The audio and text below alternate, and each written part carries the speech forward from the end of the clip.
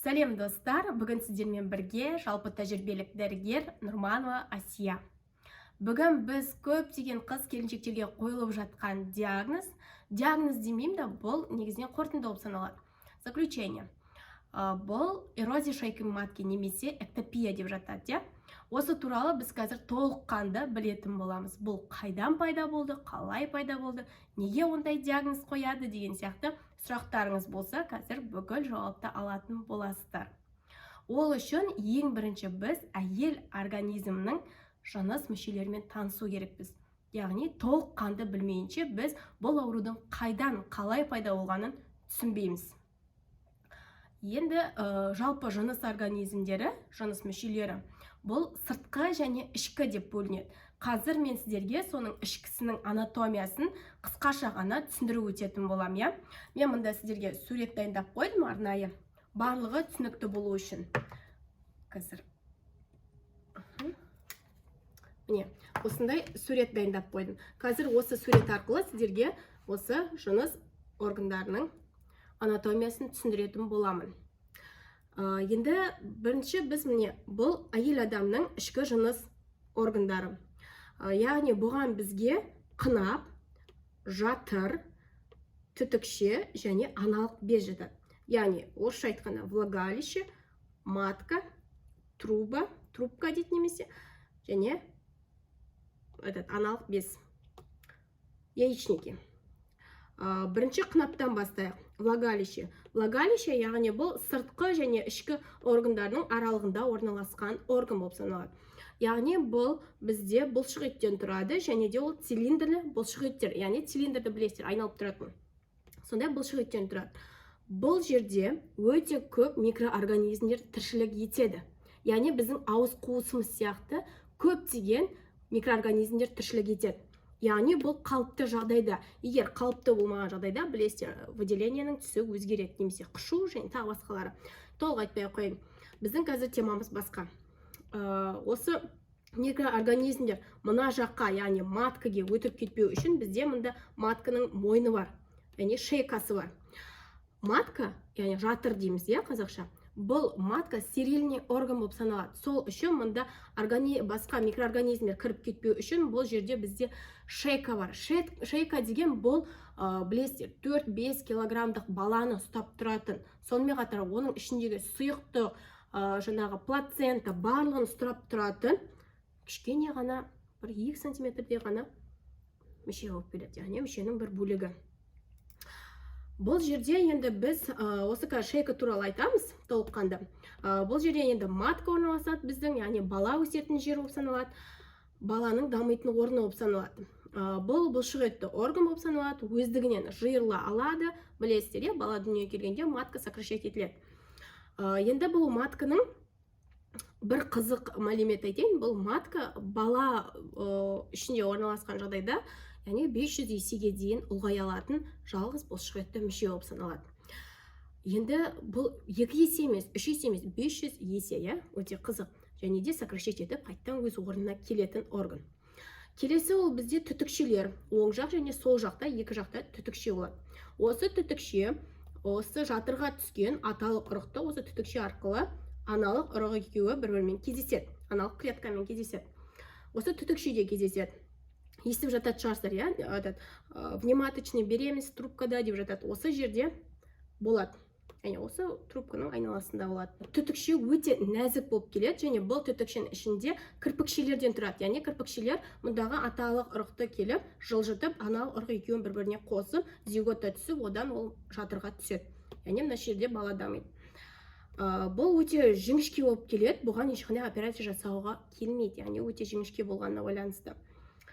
Одан кейін бізде аналық без орналасады. Яғни аналық без дегеніміз, яғни бұл біздің жаңағы аналық ұрық клеткасын шығаратын орган болып саналады. Аналық ұрық клеткасы, яғни ай сайын овуляция кезінде болып отырады, яғни оң жақтан, сол жақтан шығып отырады. Аналық ұрық клеткасы бұл адам организміндегі ең үлкен клетка болып саналады. Яғни оның көлемі біздің істігетін ине бар, соның ұшымен бірдей болып келеді. Представьте, өте қандай кішкентай. Басқа клеткаларды есептеңіз, олар микроскопический деңгейде ғана көрінеді. Енді барлық органдарды түсіндік. Енді бізге осы бүкіл проблеманы туындатып тұрған бұл матканың шейка бөлімі, яғни мойны. Яғни бізде гинеколог осмотр жасағанда айнамен қараған кезде осы жерді көреді. Осы жерде, яғни біздің шейкамыз қызарып тұр, немесе босануға уақыты жақындаған әйелдерде шейкаң жұмсарған, скоро босанасың деп айтып жатады ғой. Осы шейканы ғана көреді, әрі қарай көре алмайды. Өйткені бізде шейка жабық тұратын орган болып саналады, яғни органның бөлігі болып саналады.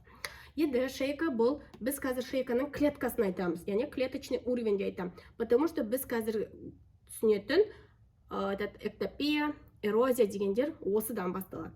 Рактың өзі осы клеточный уровеньнен басталады. Енді қараймыз. Шейканың сыртқы және ішкі бөлігі болады. Сыртқы бөлігі бұл көп қабатты жалпақ эпителийден тұрады. Көп қабатты болады сыртқысы. Ішкісі бір қабатты жалпақ эпителийден тұрады. То есть цилиндрлы эпителийден тұрады. Және де ішкісінде безді болып саналады. Яғни клеткалары безді. Яғни безді дегеніміз ол слиз бөліп отырады. Мысалға, біз сөйлеген кезде, тамақ жеген кезде біздің аузымызда сілекей бөлініп отырады ғой. Бұны бізде не орындайды? Яғни без орындайды. Без бізде слиз, яғни сілекей бөліп отырады. Бұл жерде то же самое. Яғни без жаңағы слиз бөліп отырады. Слиз бұл екі жағдайда ғана түседі. Яғни бұл жерде слиз болады. Яғни бұл бірінші жағдай ол овуляция кезінде. Овуляция болған жағдайда бұл жердегі слиз түсіп выделение болып шығады, яғни ол ақшыл, прозрачный, жабысқақ болып шығады. Ал екінші жағдайда бұл босанатын кезде, босанатын алдында. Яғни бұл пробкам кетіп жатыр деп айтады, немесе қызыл, мұрынбоқ сияқты шығады ғой. Осы жердегі бөлінген сол слиз болып саналады. Яғни бұл бөлініп түседі де, одан кейін баланың шығуына ықпал етеді. Енді біз бұл жерде түсіндік, сыртқысы көп қабатты жалпақ эпителий, ішкісі бір қабатты жалпақ эпителий. Енді осы бойынша біз қазір эктопия және де эрозия және де эктропион деген қорытындылармен танысатын боламыз, яғни соларды түсінетін боламыз. Ал кеттік.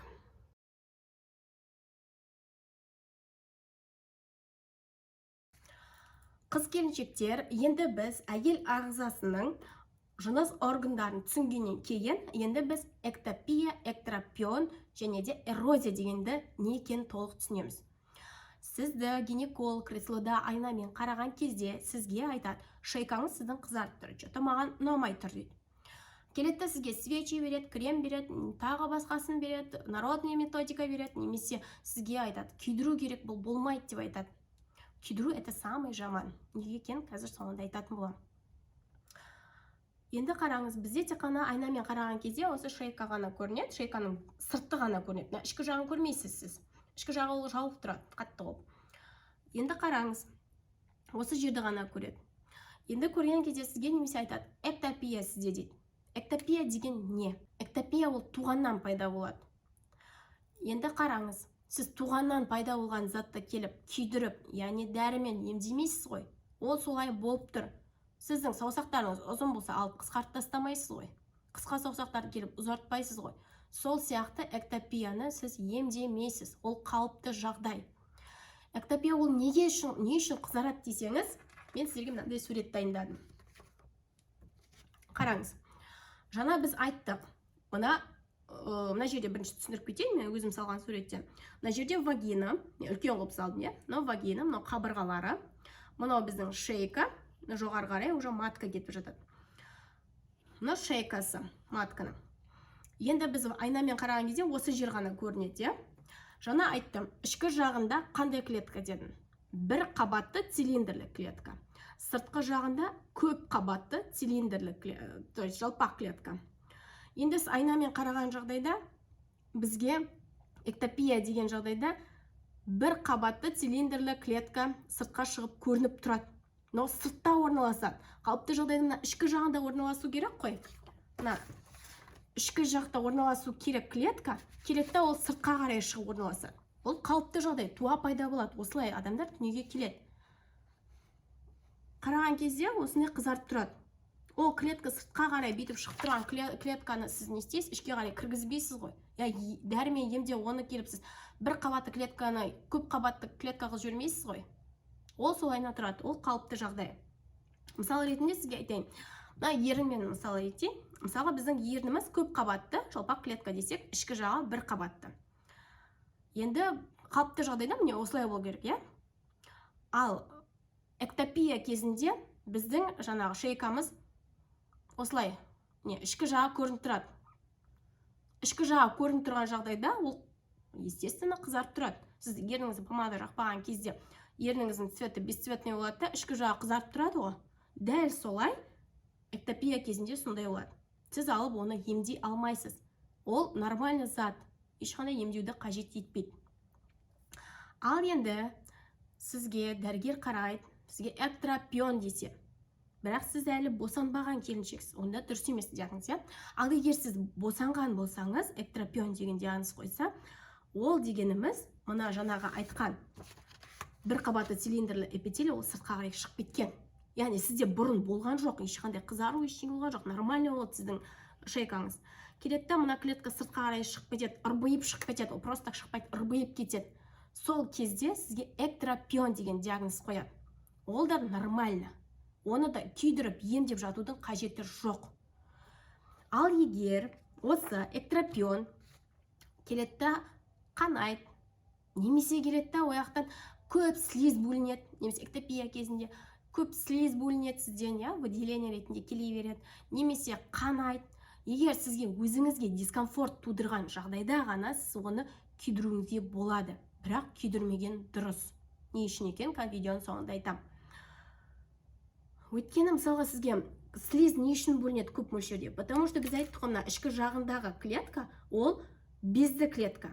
Яғни безді клетканың барлығы слиз бөледі. Ол сыртқа қарай арбайып шығып кеткесін, ол сыртқа қарай безді бөліп отырады. Яғни іште қысып тұру керек безді, овуляция кезінде бөлініп тұратын безді, ата сыртқа қарай шығарып тұрады. Сол кезде сізде естественное выделение ретінде шығып отырады. Ал қанаған жағдайда, бұл дейтін, яғни жаңа қажаған жағдайларда, немесе тампон салған кездерде, гинеколог айнамен қараған кезде де қырып кетуі мүмкін.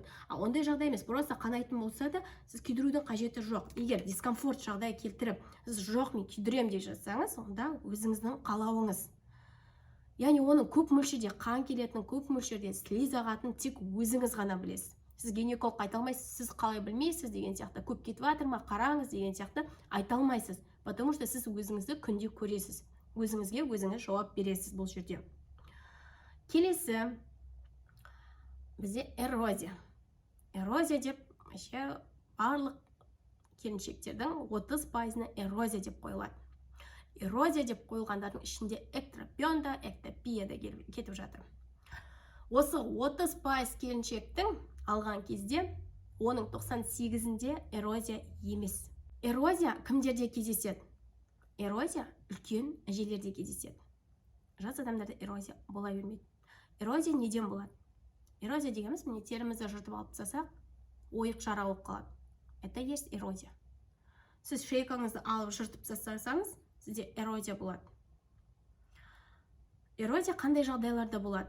Егер біздің жаңағы айтқан көп қабатты жалпақ эпителий бар ғой, соны сылып қырып алып тастағанда болады. Яғни бұны біз дейтін саусақпен қырған кезде, немесе айнамен қарайсыз, гинекологический айнамен қараған кезде, сол кезде қырып кетуі мүмкін, немесе жаңағы тампон алып жатқан кезде қырып кетуі мүмкін. Осындай жағдайларда ғана эрозия пайда болады. Эрозия ол бір аптаның ішінде өз-өзімен кетіп қалады. Оған ешқандай свечи салудың қажеті жоқ, күйдіріп қажеті жоқ.